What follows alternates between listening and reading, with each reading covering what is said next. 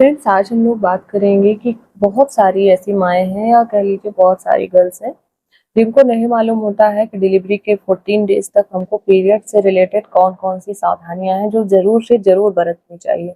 अगर हम वो सावधानियाँ नहीं बरतते हैं तो इन फ्यूचर हमको कई सारे इन्फेक्शन, कई सारी प्रॉब्लम्स हो सकती हैं।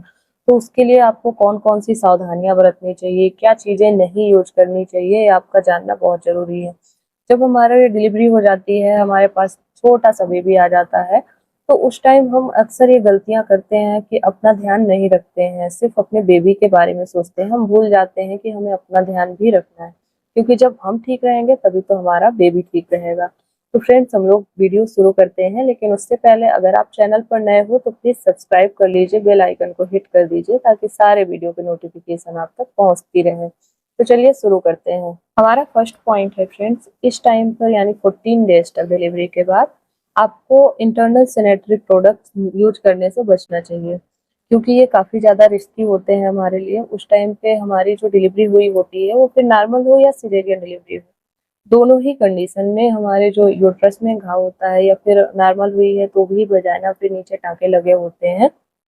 तो उस टाइम पर अगर आप जैसे ये टेम्पॉन है या फिर ऐसे कोई भी प्रोडक्ट्स हैं, मेंस्ट्रुअल कप है, तो इन सब का यूज़ अगर आप करते हैं तो आपको इन्फेक्शन हो सकता है, यूट्रस में इन्फेक्शन हो जा सकता है, जो कि काफ़ी रिस्की होता है हमारे लिए। तो आपको ये सारी चीज़ें नहीं यूज़ करनी है, या तो आप सैनिटरी पैड्स यूज़ करिए या फिर जो मैटरनिटी पैड्स आते हैं वो यूज़ करिए, तो उससे आप काफ़ी सेफ रहते हैं, उससे कोई प्रॉब्लम नहीं होती है। प्लस आपको टाइम टू टाइम उनको चेंज करना है, ऐसा नहीं है कि क्योंकि इस टाइम हमको हैवी ब्लीडिंग होती है, तो ऐसा नहीं करना है कि वो जब काफ़ी ज़्यादा ओवरफ्लो होने लगे या फिर काफ़ी मतलब एकदम वेट हो जाए, उस टाइम आप चेंज करिए।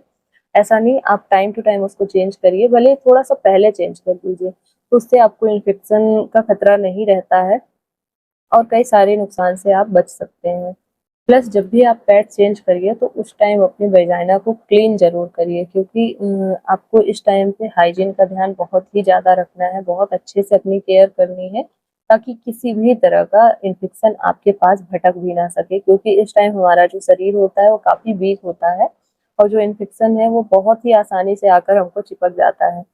हमारा सेकंड पॉइंट है फ्रेंड्स, डिलीवरी के बाद आपको अपने फिजिकल और मेंटल दोनों हेल्थ पर अच्छे से ध्यान देना चाहिए।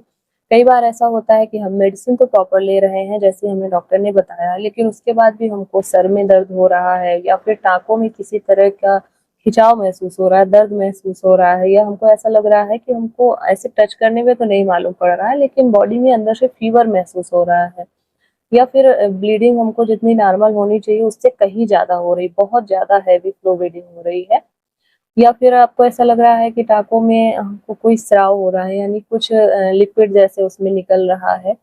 ऐसी अगर कोई भी कंडीशन आपको महसूस होती है, तो आपको फटाफट डॉक्टर को दिखाना चाहिए। उसमें बिल्कुल भी आपको लापरवाही नहीं करनी है, क्योंकि ये एक इन्फेक्शन हो सकता है, कोई बड़ा रूप ले सकता है, कोई बड़ी बीमारी हो सकती है। तो आप इस कंडीशन में अपने ऊपर भी प्रॉपर ध्यान दीजिए और डॉक्टर को तुरंत मिलिए, उन्हें बताइए और उसका ट्रीटमेंट लीजिए। हमारा थर्ड पॉइंट है फ्रेंड, डिलीवरी के 6 हफ्ते बाद भी आपको कोई भी एक्सरसाइज करनी चाहिए। उससे पहले आप सिंपल सा आप मॉर्निंग वॉक या इवनिंग वॉक या फिर डे में कभी भी टाइम थोड़ा बहुत टहलना है वो आप कर सकते हैं।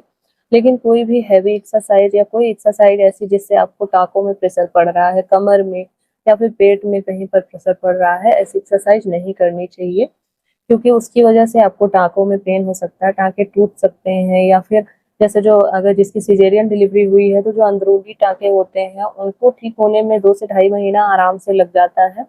तो उनमें कहीं पर अगर प्रेशर पड़ता है तो वो घाव ज़्यादा हो सकते हैं, ज़्यादा दर्द हो सकता है आपको। आपको जो ब्लीडिंग हो रही है उसका भी मतलब काफ़ी तेज़ हो सकती है, कमर में दर्द हो सकता है, तो इसलिए आपको बिना डॉक्टर की सलाह के आपको कोई भी एक्सरसाइज नहीं करनी चाहिए। हमारा फोर्थ पॉइंट है, जैसे आप डिलीवरी के टाइम में अपनी केयर करती हैं, अच्छी-अच्छी चीज़ें खाना है, ग्रीन वेजिटेबल्स खाना है, फ्रूट्स खाना है, सारे विटामिन्स, मिनरल्स, सारे पोषक तत्व लेने हैं। तो कई बार होता है कि डिलीवरी के बाद लोग सोचते हैं अब क्या ज़रूरत है, अब तो बच्चा बाहर आ गया है, लेकिन ऐसा नहीं होता है। जब आप खाती हैं तो ब्रेस्ट मिल्क के द्वारा बच्चे को भी मिलती हैं वो चीज़ें, और प्लस बच्चे का भी ध्यान रखना है, अपना भी ध्यान रखना है। अब तो आपके पास डबल ज़िम्मेदारी है, क्योंकि अगर आप हेल्दी नहीं रहेंगी तो आप अपने बच्चे को हेल्दी कैसे रखेंगी? तो इसलिए आपको पूरा प्रॉपर ध्यान वैसे ही रखना है जैसे अभी तक आप 9 मंथ तक रखते आई थी।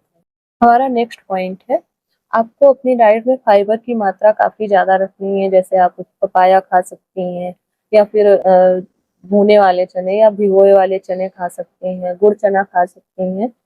कुल मिलाकर आपको फाइबर वाली चीज़ें मैक्सिमम लेनी है। खूब सारा पानी पीना है क्योंकि पानी पीने से आपको ब्रेस्ट मिल्क भी अच्छे से आएगा, प्लस आपको कब्ज़ नहीं होगी। क्योंकि अगर आपको कब्ज़ होती है तो उससे भी आपके टाँकों में प्रेशर पड़ सकता है या फिर आपको और ढेर सारी प्रॉब्लम्स हो सकती हैं, जैसे बवासीर की भी प्रॉब्लम हो सकती है। तो इसलिए हमारा बच्चा भी फ़ीड कर रहा होता है तो हमें लिक्विड चीज़ें ज़्यादा से ज़्यादा, फाइबर वाली चीज़ें ज़्यादा से ज़्यादा लेनी चाहिए।